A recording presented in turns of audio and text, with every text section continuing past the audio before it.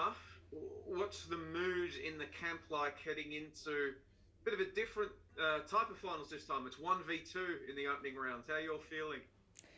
Oh, I mean, we're stoked. We can't wait. It's been a really positive and strong season for us. And I think the thing I'm most proud of is just the way that we've turned things around from last season. And, we've gone against the odds. And, that's something that we always believed we were capable of. But I think, we've now shown that to everyone. And this is the biggest challenge yet. So I think the new finals format is a good change, to be honest. And obviously, there's a big advantage to winning the 1v2 match and going straight through to the grand final and getting it at home. So there's so much to play for, and we're going in it to win it. What do you, this turnaround from last season, obviously the last campaign, not one for the history books. What do you think the turnaround is down to? I think there's a number of things. I mean, to be honest, the reality of football and just sport in general is it's harder to stay at the top. It's not an easy place to be, and we've had a lot of success over since we came into the league. And I think the reality is we did have a poor season last season, but it gave us a lot of learning opportunities. And I think, Rado worked really hard, and the club and staff all worked really hard in the off season to making sure that this season we had a really good group of girls, good footballers, good people, and that was a part of it. But also just, maybe we needed that season to fine tune things that we hadn't really been exposed to before. So I think that we have, whilst it was disappointing, it has really helped us drive for something more this year. You talked about, proving Dallas wrong and all that. And Rado has mentioned numerous times this season how some experts, not me, I might add, but some experts tipped you to miss the finals. Was that a big motivating factor internally this season, proving the doubters wrong and proving you were still the big dogs in A League Women?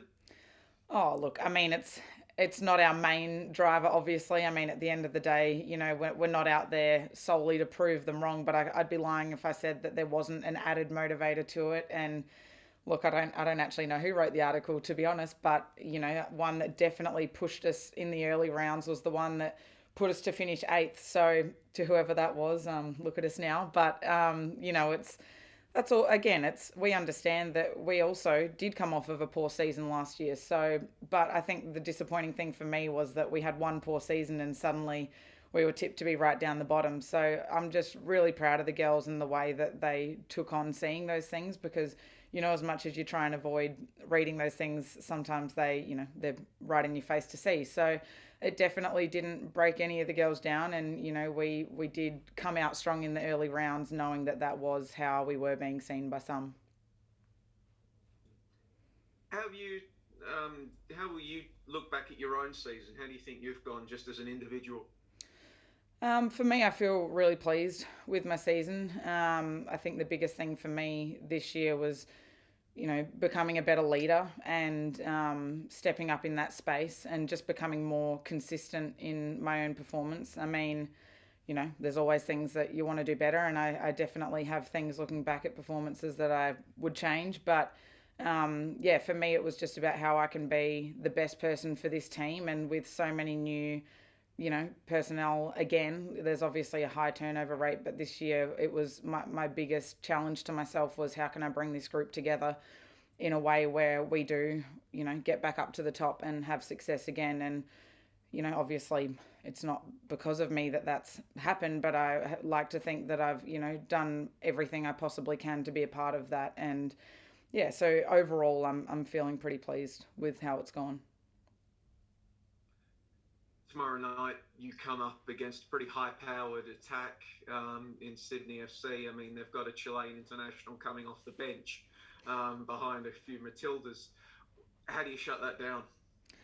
Yeah, look, I mean, we respect the quality of their front line, and they've obviously shown throughout the season that they are a powerhouse. And that's not something that we're shying away from. But on the flip side of that, we're very confident that we can match that kind of quality. And obviously, we showed in our previous encounter with them that we can. And I know that there were a few players missing in that game, but we also had players missing. So I think that it'll be a really good challenge for us, and they're coming in, basically full strength, and obviously we're missing Holly, but other than that, looking really strong as well. So it'll be a big challenge for both teams, and I feel confident that we're able to match the quality they have up front. Do you feel that with the change in the final system, so now there's a second chance for the loser of this game, that gives you a bit more freedom, a bit more scope to actually really try to take the game to Sydney and not die wondering, because even if it doesn't work out this week, there's a chance to go at them again in a grand final if you win the week after. Yeah, absolutely. And I think, yeah, I think it's a really positive shift. Like I said earlier, I think it's always been harsh that the top team can, get knocked out in a semi and then have no hope of the grand final.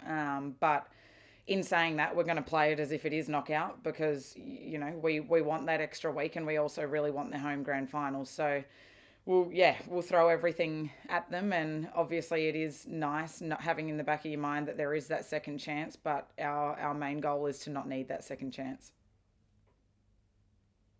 Cool. I think it's plenty from me. Hi Emma. So you mentioned the high turnover and like in terms of the squad this season, but it looks like the City dressing room is still a very tight knit group of players. You've kind of all come together. You've all rallied together. How important is it having access to such an environment for success over the course of a season?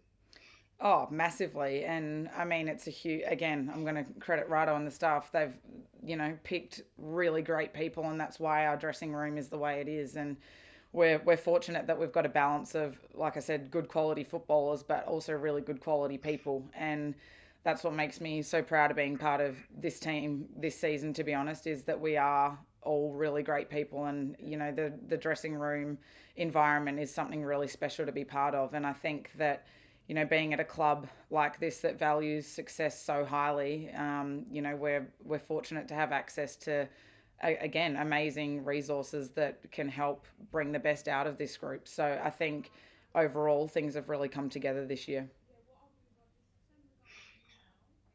Like the playing squad has shown itself to be quite versatile, and we talked about this with Rado a few minutes ago. You guys kind of have like your macro game, your mini games, and then your micro games, and everyone kind of knows their positioning, but they can also move around the park as well where they're needed to kind of shut the opposition down. Like how important is that, when dealing with a team like Sydney who are also quite versatile themselves in the way they employ their setup and their movements around the park? Yeah, I mean, it's critical. I think that's, again, something I really love about being at this club is we have a very unique brand of football, and it's something we spend a lot of time as a group in learning and understanding. And I mean, it's credit to the girls. It can take quite some time to get used to because we don't just learn our one position, we learn everyone's. And, there's a very unique way of executing every role on the field. But I think the positive is now coming into finals, we're at a point where everyone does have that understanding for every role. So, whatever happens in the game, whether it be someone has to change position, cover in a certain moment, we have that awareness for where we need to be. So I think that is definitely something that's really important. Sydney looked a little bit out of sorts last week, early on at least, against Adelaide, with the absence of Courtney Vine. Assuming that Courtney Vine is still absent again this week, does looking at Sydney's struggles early on last week make your job as a defender just a little bit easier, knowing that, say for example, if Remy Simpson's still the lone striker up front again, that she might not know exactly what she needs to do? I mean, look, I know in the sense that they've just still got so much quality, and that's a credit to them. Like we were saying earlier, their bench is also full of quality. So I don't think a lot changes in terms of how I see it going into the game, whether or not Courtney is there, and that's not to undermine her quality because she's a great player. But I think our preparation does remain the same, and I mean, we've also got to look at their game against Adelaide. Adelaide are a tough opponent as well, and they're in really good form as well. So I think that was just a case of two good teams coming up against each other in a good battle. And obviously Adelaide were able to rattle them a little bit, and we hope that we are able to do the same. But in terms of preparation, I think, as cliche as it is, the biggest thing for us is just focusing on ourselves and being confident in the way that we're able to play.